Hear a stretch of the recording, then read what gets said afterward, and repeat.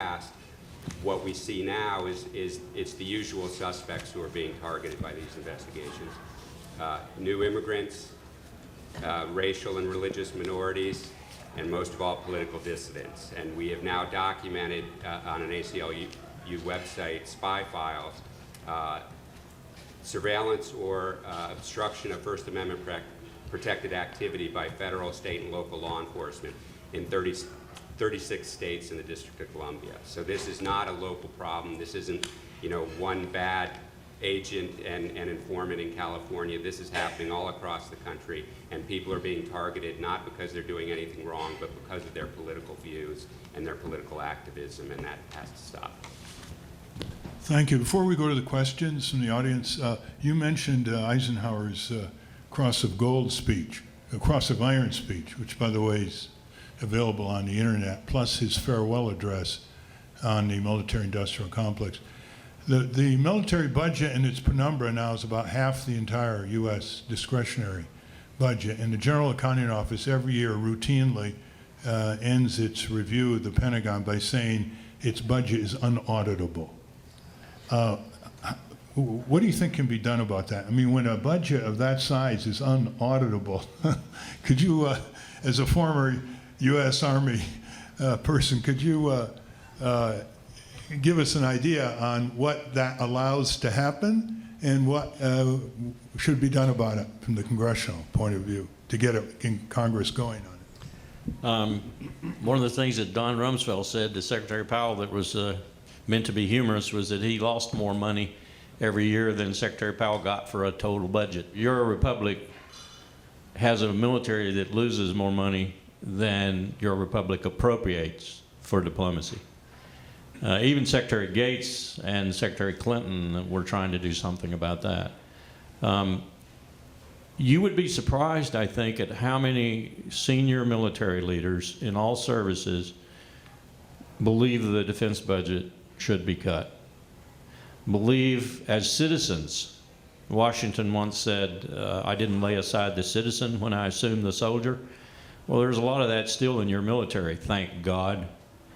A lot of those people would love to see a rational person come in and start to do something about the defense budget. Look at what Secretary Gates had to go through with the F-22. Lockheed is the largest lobby force on the face of the earth when it comes to stopping a Secretary of Defense or anyone who's concerned with military spending. They fought him tooth and nail, and he wound up having to compromise over an airplane that cost millions of dollars that Gates was right in saying, I'm not sure how it's going to contribute to the battlefield.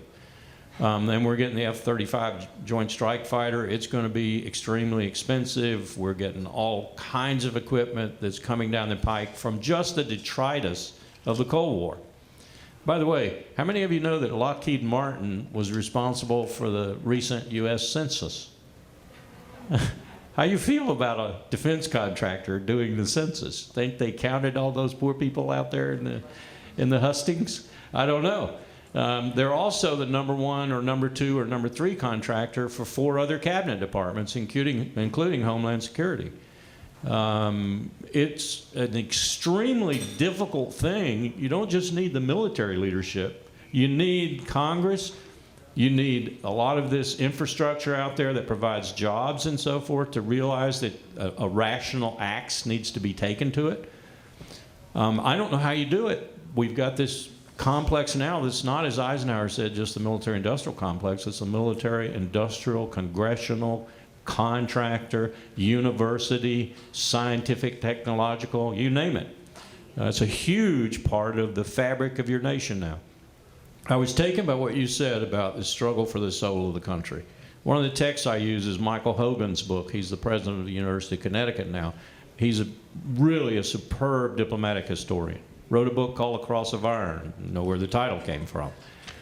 And in the book that my students read as their primary text, he talks repeatedly, chapter after chapter, about post-World War II America as a struggle for the soul of the republic, a struggle between a well-governed democratic federal republic and a national security state. The national security state is winning. Thank you. Excuse me. Just very briefly, this statement by the September 11th Families for Peaceful Tomorrows. Here's what they said just a couple days ago. Quote, "The members of September 11th Families for Peaceful Tomorrows are grateful for the expressions of remembrance and concern being offered on the 10th anniversary of the events which took the lives of our loved ones. On this day, we ask those who feel compassion for our loss to expand their compassion to include others who continue to experience loss 10 years later. Innocent families in Afghanistan and Iraq experiencing the loss of their loved ones and displacement from their communities as a result of war and political strife. Muslim Americans subjected to bias and violence at home. Those denied the protections of our Constitution and law, whether in Guantanamo or in our own country. Those suffering from job loss and economic dislocation related to the cost of the war and rising military budgets.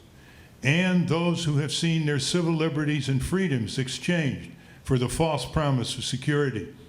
The lesson of 9/11 is that we live in a connected world. We rise or fall together.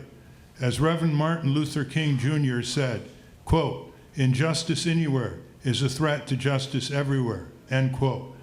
On this 10th anniversary, let us honor those we lost by recognizing our kinship with people all over the world and affirming the values and principles that will guarantee peaceful tomorrows for everyone, end quote. What a declaration of conscience and courage.